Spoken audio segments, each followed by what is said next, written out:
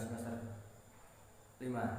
Di sini saya akan sedikit menjelaskan tentang materi akidah halal, yaitu tentang riya dan nifaq, sebagaimana untuk memenuhi tugas mata kuliah pembelajaran akidah halal yang diampu oleh Bapak Ahmad Munib. Untuk lebih lengkapnya lagi, mari kita saksikan video dari saya berikut. Baik, kita mulai ke pembahasan tentang riya dan nifaq.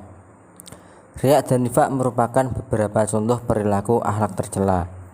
Perilaku ini sangat merugikan baik bagi agama, diri pribadi, serta orang lain. Sudah sepatutnya bagi kita orang beriman menjauhi kedua sifat ini. Kita lanjut lagi. Pengertian riya.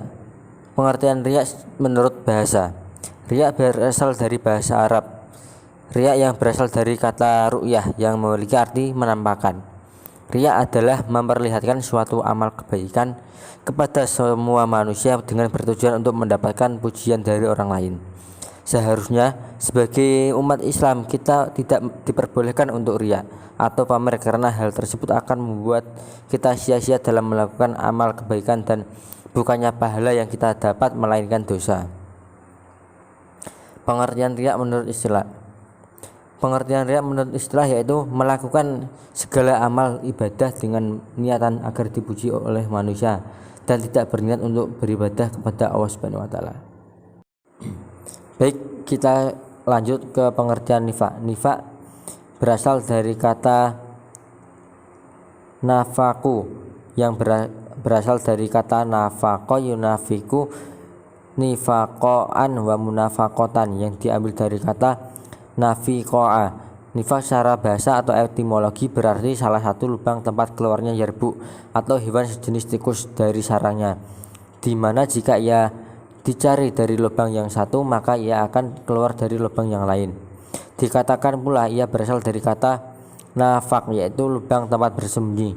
Nifaq menurut syarak atau terminologi berarti menampakkan keislaman dan kebaikan tetapi menyembunyikan kekufuran dan kejahatan. Dinamakan demikian karena dia masuk pada syariat dari satu pintu dan keluar dari pintu yang lain.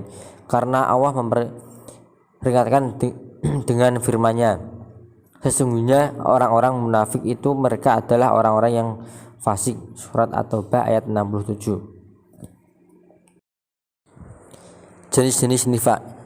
Jenis nifaq itu dibagi menjadi dua. Yang pertama, nifaq i'tiqadi atau keyakinan, yaitu nifaq besar di mana pelakunya menampakkan keislaman tetapi menyembunyikan kekufuran.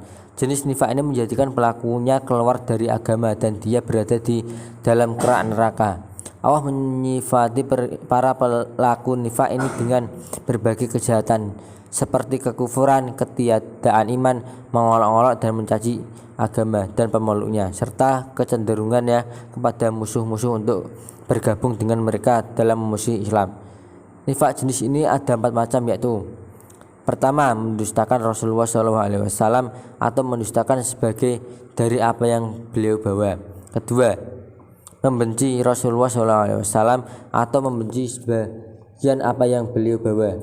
Ketiga, merasa gembira dengan kemunduran agama Islam. Keempat, tidak senang dengan kemenangan Islam.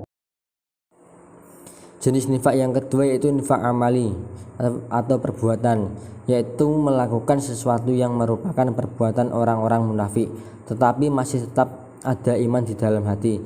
Nifaq jenis ini tidak mengeluarkannya dari agama tetapi merupakan wasilah atau perantara kepada yang demikian.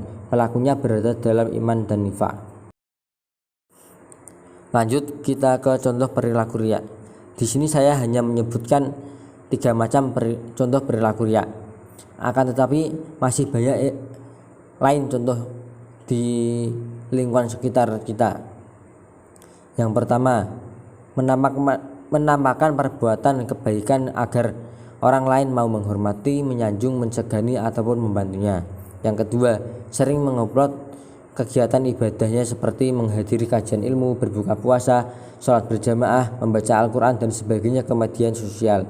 Yang ketiga, menggunakan foto profil di sosial media dengan pakaian yang agamis agar dikira orang yang paling saleh.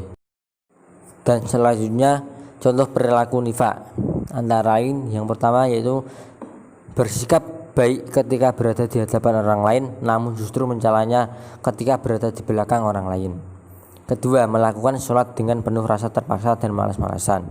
Yang ketiga, senantiasa bersikap dusta, ingkar janji dan khianat. Yang keempat, tidak ada perilakunya yang mengindikasikan dia beramar ma'ruf nahi mungkar. Kita lanjut lagi ke dampak negatif dari perbuatan riya dan nifak. Di sini saya menyebutkan beberapa. Yang pertama yaitu segala amal ibadah yang kita lakukan tidak diterima Allah Subhanahu wa taala dan justru nerakalah balasannya. Yang kedua, cepat atau lambat akan merugikan diri sendiri karena terbongkar aibnya. Yang ketiga, hidupnya senantiasa gelisah karena tidak mendapatkan ketenangan yang hakiki. Yang keempat, dapat menyebabkan seseorang murtad dari agama Islam. Yang kelima, hatinya akan menjadi sempit. Yang keenam, dapat menimbulkan fitnah dan kerugian bagi orang lain. Yang ketujuh, rawan merasakan kekecewaan. Yang kedelapan, dijauhi oleh orang-orang yang beriman. 9, hilangnya rasa simpati dan kepercayaan oleh orang lain. Dan masih banyak yang lainnya.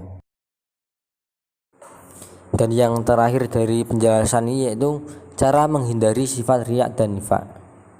Yang pertama, berusaha mendekatkan diri kepada Allah Subhanahu wa taala.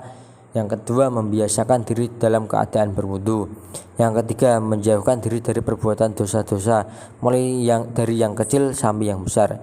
Yang keempat, memperbaiki setiap keburukan dengan berbuat baik kepada orang lain. Yang kelima, senantiasa takut kepada Allah Subhanahu wa taala. Yang keenam, tidak menerima amanah yang kita rasa tidak sanggup untuk memikulnya. Yang ketujuh, meyakini bahwa Allah itu Maha melihat, Maha mengetahui dan Maha mendengar apa yang kita lakukan. Baik, itulah tadi penjelasan sedikit dari saya tentang akhlak tercela, riya dan nifak. Apabila ada tutur kata maupun penjelasan yang kurang dari saya mohon maaf yang sebesar-besarnya. Wassalamualaikum warahmatullahi wabarakatuh.